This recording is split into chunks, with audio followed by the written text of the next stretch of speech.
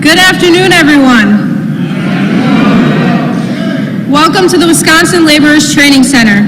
My name is Sarah Varga, and I'm a proud apprentice and member of the LiUNA Local 464.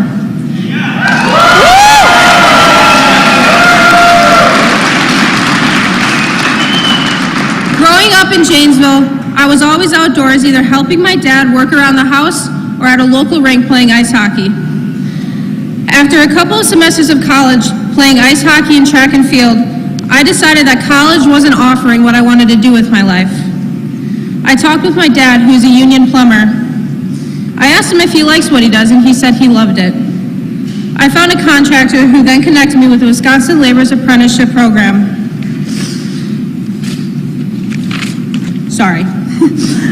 I have found my home at Edgerton Contractors and within my union family at Local 464 here in Madison, Wisconsin.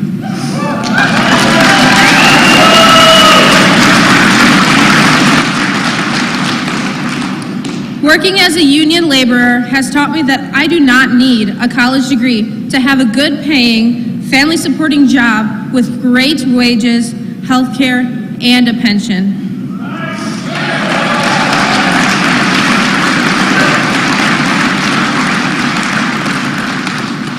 The work that I do on Wisconsin's infrastructure has helped myself and my fellow union brothers and sisters in our union way of life. And there has been no greater friend than President Biden when it comes to creating more union jobs, building our roads and bridges, replacing lead pipes, and building renewable energy and high-tech manufacturing facilities. Thank you.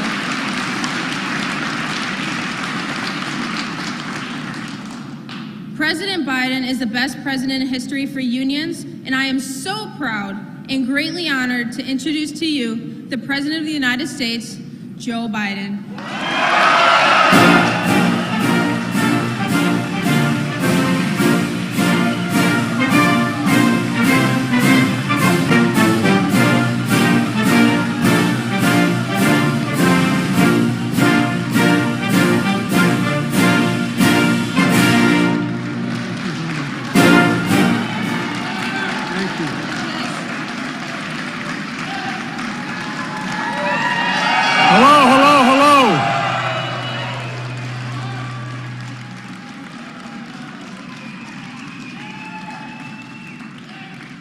If you have a seat, take one. If you don't, come on up on stage with me.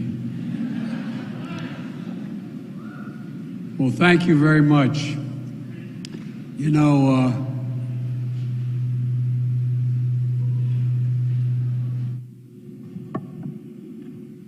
got it over here. Hey, folks, how are you? Don't jump. Don't jump. Well, hello, Madison. Hello, laborers, and a hello, Terry O'Sullivan, one of my best buddies in labor in my entire career.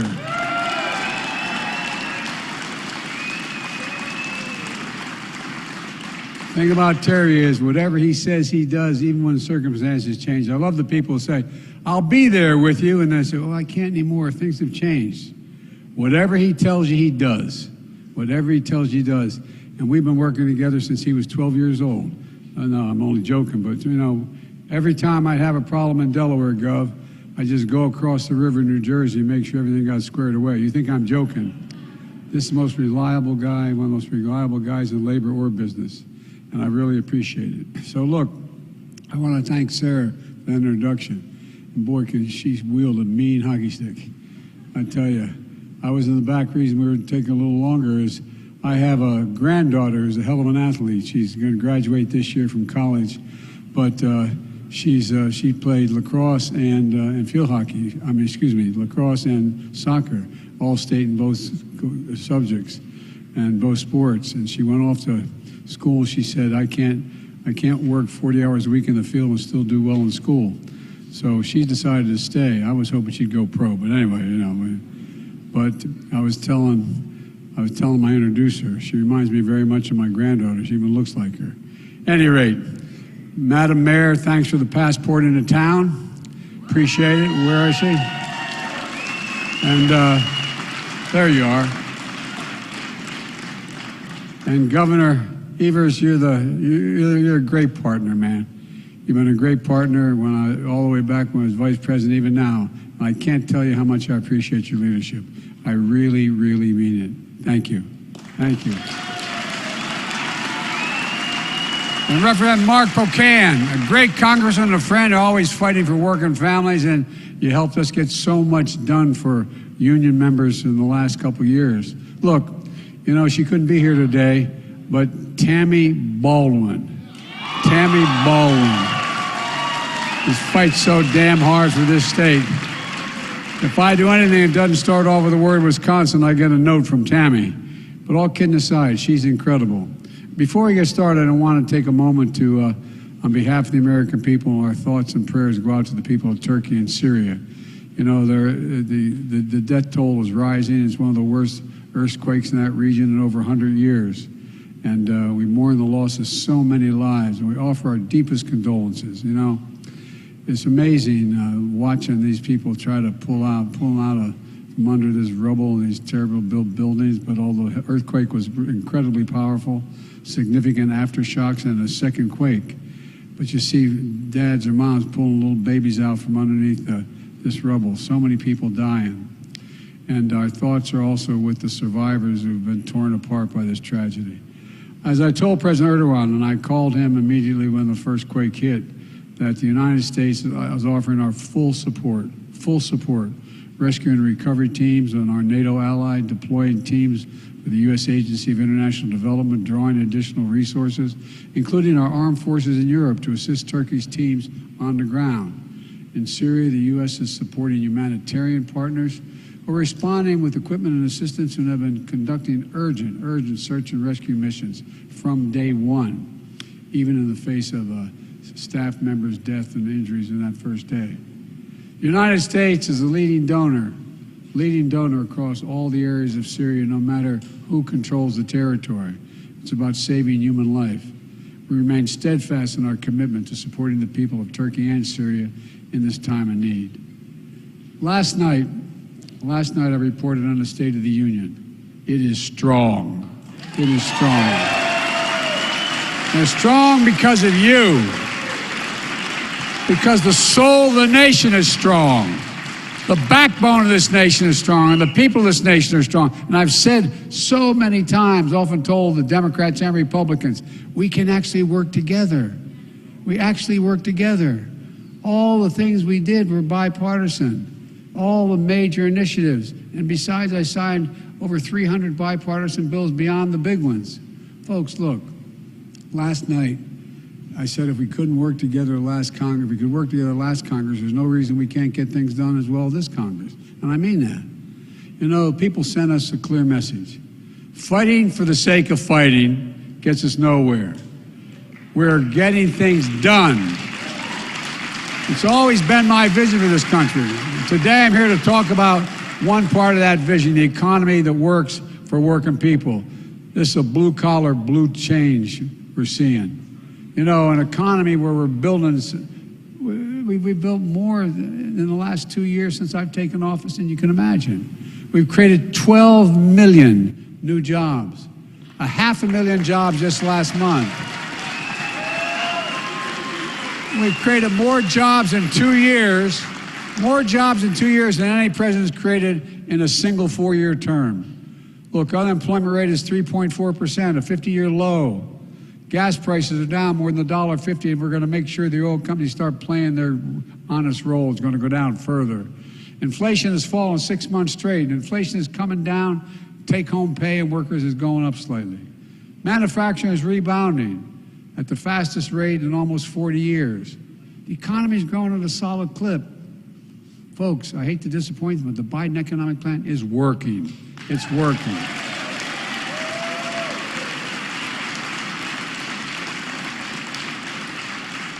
But that's not news to any of you. Laborers here in Wisconsin, union workers across the country are seeing it firsthand. Because for the first time in a long time, we're building an economy from the bottom up and the middle out. The bottom up and the middle out. With products made in America, with union labor. Not labor, union labor. I mean it. My American plan, my economic plan is for the middle and working class Americans to get up every morning, go to work, and bust their necks just trying to get an honest living. You know, my dad used to have an expression. He wasn't a college guy. He regretted he never got to go to college. But my dad worked like hell. My dad used to say, I mean this sincerely, and all the kids in the family know it, he'd say, Joey, a job's about a lot more than a paycheck. It's about your dignity. It's about respect. It's about being able to look your kid in the eye and say, honey, it's going to be okay, and mean it, and mean it. Look, I've said many times, Wall Street did not build this country. The middle class built the country, and unions built the middle class. That's a fact.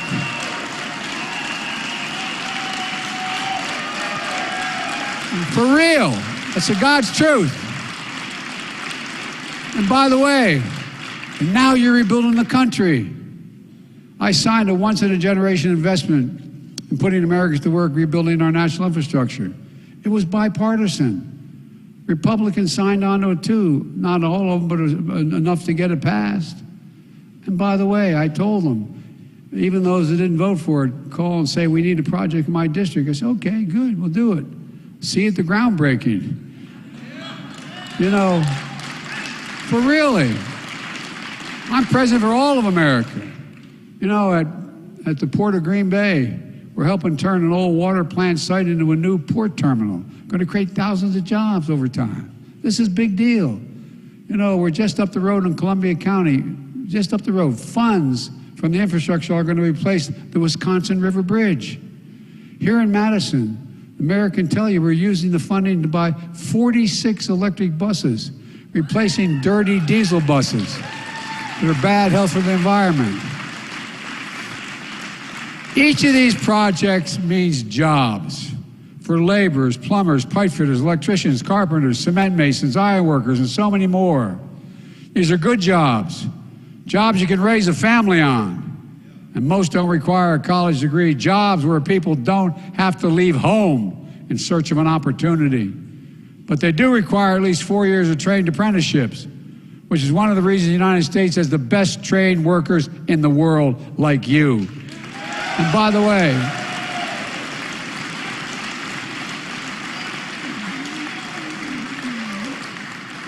the vast majority of Americans don't know that. We ought to tell them, keep telling them. Every time they say, why are you so pro-labor? Because you're the best workers in the world. And they say, how's that? Nobody decides, I want to be a laborer, I want to be a plumber, I want to be an electrician. It takes you 4 years, busting your neck, basically going back to school to be able to become certified. That's why you're the best. You're the best educated in what you do. I really mean it. I spoke with members of the Business Roundtable, the big business guys. They asked, why am I so pro-labor? Because you save them money. What you do lasts. What you do lasts. And through the American Rescue Plan, we're funding workforce development programs, including $128 million here in Wisconsin, so American workers are prepared to compete in the economy we're building. This is a blue-collar blueprint to rebuild America. And we're also doing something that for years people just talked about. We're going to buy American for everything we build. Last night, I announced we're proposing new standards to require all construction materials used on federal infrastructure projects be made in America. American lumber, American glass, American drywall, American fiber optics, American roads, bridges, highways made with American products. My first 2 years in office, we've created 800,000 manufacturing jobs. Where? I mean it sincerely, jobs you can live on. Where is it written America can't lead the world in manufacturing again? I didn't see it written anywhere. Our economic agenda has ignited a new manufacturing boom. Just outside of Madison, Arrowhead Pharmaceuticals is going to hire 250 workers and a drug manufacturing facility. Georgia Pacific is committed to a major expansion of the Green Bay paper production facility, bringing in 100 new employees and hiring 500 construction workers. For decades, we've imported products from abroad and sent jobs overseas because they thought it was cheaper to have the cheaper labor. Now America's exporting product overseas and creating jobs here at home.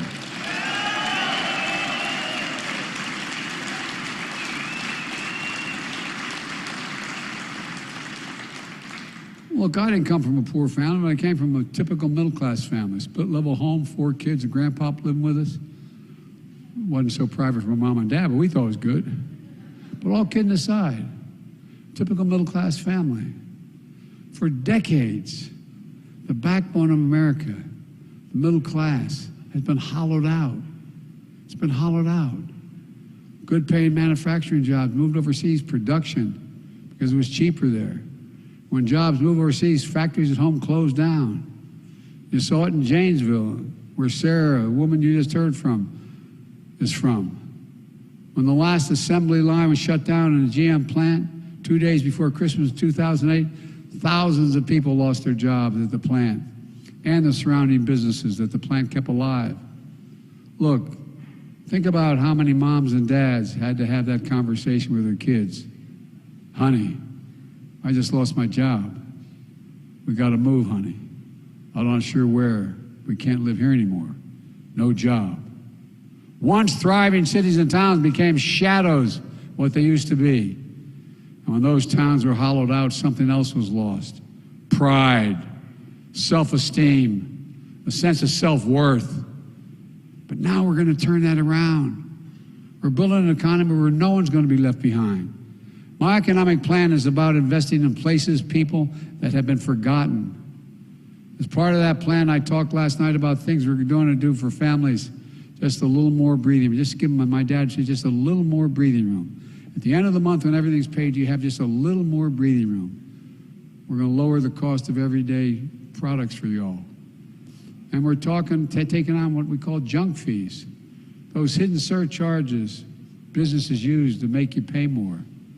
We're making airlines show just how the full price of the ticket costs up front, not after the fact. And refund your money if your flight is canceled. We reduce the exorbitant bank overdraft fees, saving an American taxpayer $1 billion a year.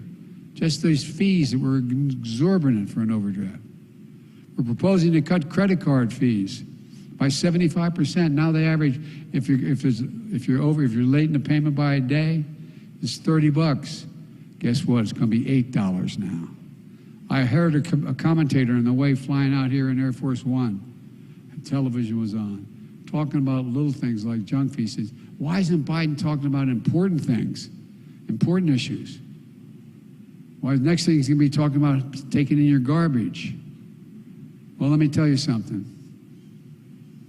Junk fees may not matter to the wealthy people, but they matter to most folks like the home I grew up in. They add hundreds of dollars. They add hundreds of dollars a month to make it harder to pay your bills or afford that family trip. I know how unfair it feels when a company overcharges you and think they can get away with it. It plays for suckers, and it makes you angry. At least it does me. Frankly, it offends me to think about it. So I'm calling on Congress to pass a junk-free prevention act so we can do more than crack down on these junk fees. For too long, workers have been getting stiffed. You know, 30 million workers, the vast majority of them on an hourly wage, had to sign non-compete agreements when they took their job. 30 million. These aren't trade secrets they're hiding. They are hourly wages. That's when a construction worker on a job site can't cross the street and take a job with another outfit to make a couple more bucks. We're banning these agreements for companies that will won't compete, so they pay people the fair share. Why in God's name you tell an hourly worker that they have to sign an agreement? that they will not take a similar job anywhere in the area? Look, one of my objectives is to restore the dignity of work, to restore it. You know, we've made a lot of progress over the past 2 years. Many of you have seen we've had a spirited debate last night with my Republican friends. My Republican friends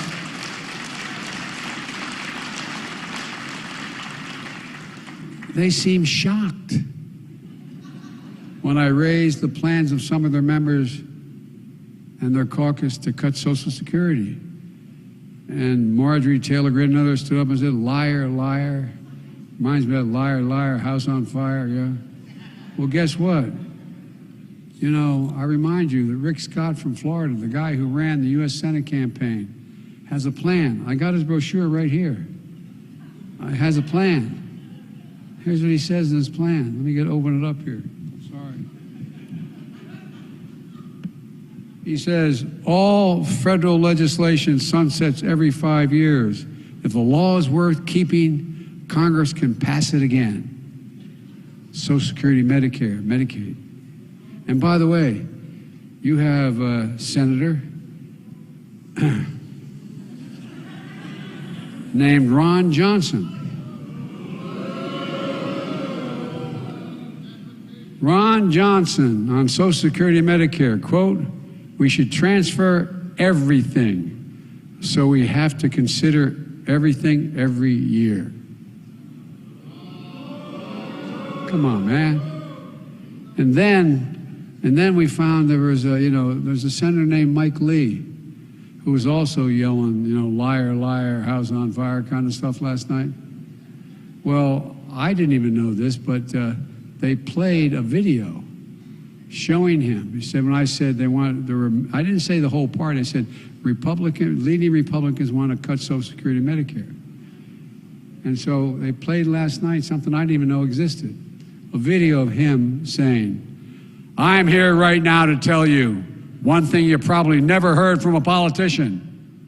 It'll be my objective to phase out Social Security, pull it up by its roots, get rid of it. Then he had, I'm quoting this now, Medicare and Medicaid are the same sort. They need to be pulled up. Sounds pretty clear to me. How about you? But they sure didn't like me calling them on it. Look, a lot of Republicans, their dream is to cut Social Security and Medicare. Well, let me just say this. It's your dream, but I'm going to, my veto pen, make it a nightmare.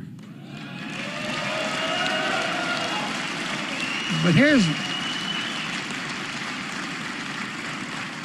actually the good news. There's a lot of good Republicans. I found it interesting that when I called them out on that last night, it sounded like they agreed to take these cuts off the table. Remember I said, no, I'm serious. Remember what I said? I said, so you're not going to cut it, huh? No. I said, okay, we got a deal. Well, I sure hope that's true. I'll believe it when I see it and their budget's laid down with the cuts they're proposing. But it looks like we negotiated a deal last night on the floor of the House of Representatives. Seriously, you see them all standing up saying, we're not going to cut anything. Well, that's good. Because, by the way, we got a lot of good bipartisan stuff done in the previous year. Why can't we do it again? Here's the bottom line. All of you have been paying in the system every single paycheck you've had since you started working. These benefits belong to you, the American worker. You earned it. And I will not allow anyone to cut them, not today, not tomorrow, not ever, period.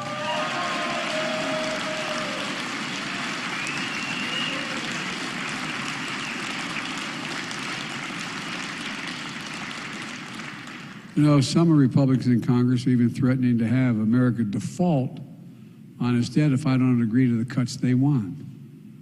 Democrats have never, ever done that, by the way. Now, let's talk about what our national debt is. Everybody thinks it's like what we spend this year versus last. The national debt is the total debt and interest accumulated over 220 years. Hear me? Over 200 years. Every single year that we went and spent more than we took in, it added up. So the federal debt you're hearing about is not the yearly debt. It's 220 or so years of accumulated debt. Democrats, Republicans, everybody. But here's the deal. Our credit has been good. We've never missed a payment as a nation on the debt we have. Why in God's name would America give up the progress we made for the chaos they're suggesting? This nation has gone through too much.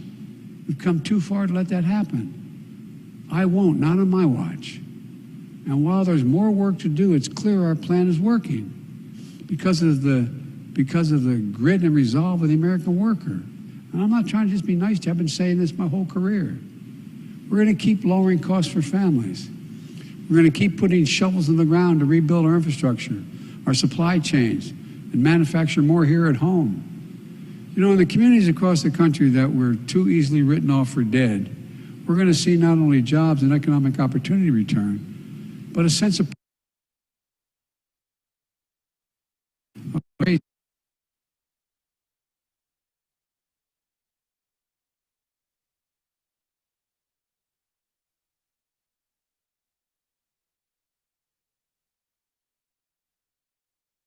sure that what we do is we rebuild these communities. Let me close with this.